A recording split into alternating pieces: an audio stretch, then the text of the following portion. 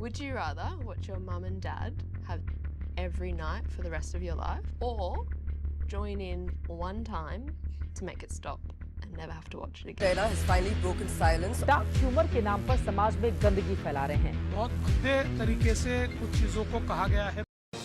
मैं दो इंपॉर्टेंट चीजों के बारे में बात करना चाहता हूं, पर सबसे पहले समझते हैं कि हुआ क्या। So let's begin. समय रहना एक बहुत पॉपुलर शो जो इंडियाज गॉट टैलेंट को होस्ट करते हैं, जो इंडियाज गॉट टैलेंट का एक सार्कास्टिक वर्जन है। हर एपिसोड में अलग अलग सेलिब्रिटी जजेस आते हैं जो कंटेस्टेंट के टैलेंट को देखते हैं 90 सेकंड्स के लिए। पर यह शो दूसरे टैलेंट शोज की तरह नहीं है।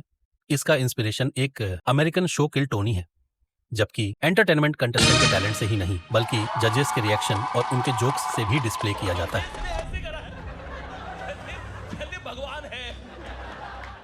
इनमें से कई जोक्स आपको दूसरे कॉमेडी शोज में नहीं मिलेंगे, क्योंकि ये फैमिली एंटरटेनमेंट के लिए शो नहीं है। इस शो के ह्यूमर को डार्क ह्यूमर कहा जाता है और कई जोक्स बहुत इजी होते हैं। शो के सारे एपिसोड यूट्यूब पर भी हैं, जो समय रहना के बस यूट्यूब पर देने होते हैं। हर महीने के लिए 8 फरवरी को समय का एक एपिसोड रिलीज हुआ था, जिसमें पॉपुलर इन्फ्लुएंस क्रिएटर्स थे जैसे आशीष चंचलानी, जसप्रीत सिंह, अपूर्वा मुखीजा और रणवीर अलाहाबाद। इस एपिसोड के दौरान रणवीर अलाहाबाद ने एक सवाल पूछा, rather watch your parents have every day for the rest of your life,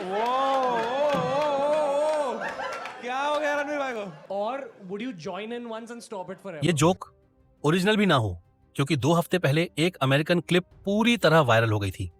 अब Would you rather watch your mum and dad have every night for the rest of your life, or join in one time to make it stop and never have to watch it again? Taylor has finally broken silence. Dark humour के नाम पर समाज में गंदगी फैला रहे हैं। बहुत भद्दे तरीके से कुछ चीजों को कहा गया है। जर्नलिस्ट और लिरिसिस्ट नीलेश मिश्रा ने क्रिएटर्स और प्लेटफॉर्म को क्रिटिसाइज किया, पर यह मुद्दा बस सोशल मीडिया पर रिस्ट्रिक्टेड नहीं रहा, उसने डिजिटल बाउंड्री क्रॉस कर दी। महाराष्ट्र के चीफ मिनिस्टर देवेंद्र फडणवीस ने भी रिएक्ट किया। फ्रीडम ऑफ स्पीच सभी को है, लेकिन हमारी फ्रीडम वहां समाप्त हो जाती है जब हम किसी और के फ्रीडम पर एनक्रोच करते हैं। शिवसेना एमपी प्रियंका चतुर्वेदी ने कहा कि वह पार्लियामेंट में इसकी आवाज उठाएंगी। यह करनी पड़ेगी। मैं ये तो आईटी कमेटी में मैं इस मुद्दे को उठाने ही वाली हूँ। प्लेटफॉर्म्स को ये समझना होगा कि you can not just be making profit out of us. जबकि 2 मुंबई के लॉयर्स ने पुलिस कंप्लेंट फाइल करी रणवीर और दूसरे क्रिएटर्स के खिलाफ। उन्होंने मुंबई के पुलिस कमिश्नर और महाराष्ट्र के महिला कमिश्नर को लिखा कि कैसे इंडिया गॉट टैलेंट महिलाओं को डिसरेस्पेक्ट कर रहा है। कांग्रेस की स्पोक्स पर्सन ने भी रणवीर के खिलाफ एक पोस्ट किया। एपिसोड के रिलीज होने के 2 दिन बाद रणवीर ने अपना पोस्ट डाला माफी मांगते हुए। My comment wasn't just inappropriate, it wasn't even funny. Comedy is not my forte. I'm just here to say sorry.